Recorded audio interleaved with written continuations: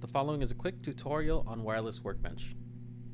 To start, we're going to go ahead and find Workbench, either Windows or Mac. In Mac, I have it in my apps folder. Upon opening, it will pop up a window asking me which network I want to use to communicate with any Shure devices on my network. And since I don't have any running right now, I'm just going to go ahead and save on any. It'll go ahead and tell me that it's not able to restart the network. This update utility is just something else that's meant for updating Shure devices as well, so we'll go ahead and ignore that. And first thing that pops me into right now is frequency coordination. I've had it also pop me into inventory by default.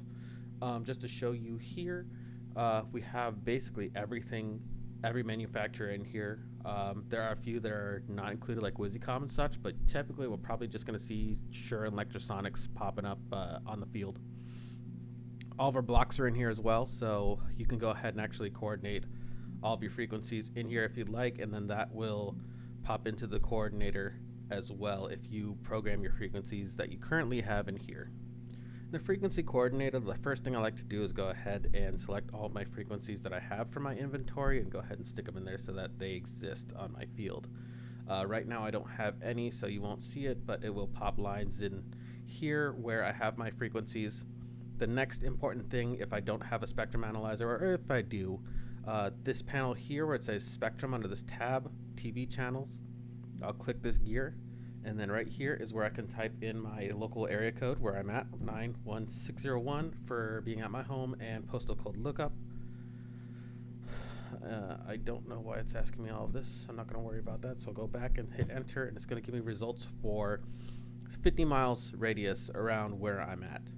And here it's going to pop up all the VHF and UHF TV channels. And if I want to, I can go down this list, and I can take a look at the distance.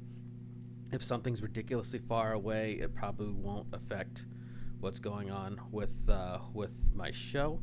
It also gives me their output power over here as well, which helps me determine if I want to really consider that or not. Since this is like almost 18 miles away and it's a lower power output, I may tend to ignore certain stations like this, but I'll go ahead and save it, and I'll propagate it into my frequency coordinator here, and I can zoom in, and again, if I have frequencies in here, then it'll pop them in there and tell me what's going on. Like, so for my devices, I'll say, actually I can go ahead and tell this to, if I have frequencies in here, I could tell it to analyze, and that analysis will actually tell me what's going on with my frequencies and if I can trust them. Just to give you an example, I'll go ahead and open up an old show.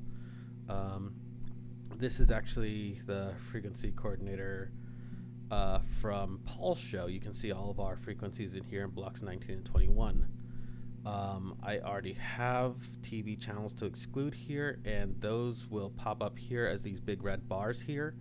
And I can tell Wireless Workbench to pay attention to all of these here. And then what I wanted to show you is I'll go ahead and lock my frequencies and say, please don't change these.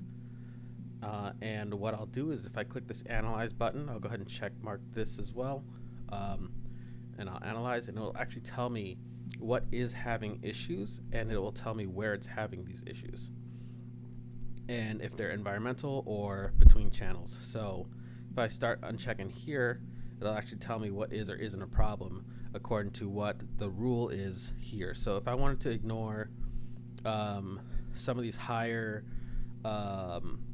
these are harmonics. If I wanted to ignore the higher up harmonics, Justin's told me that really the third octave and fifth octave ones are the ones to only really give a shit about. But this will help me kind of see what is affecting what and what I can trust and can't trust.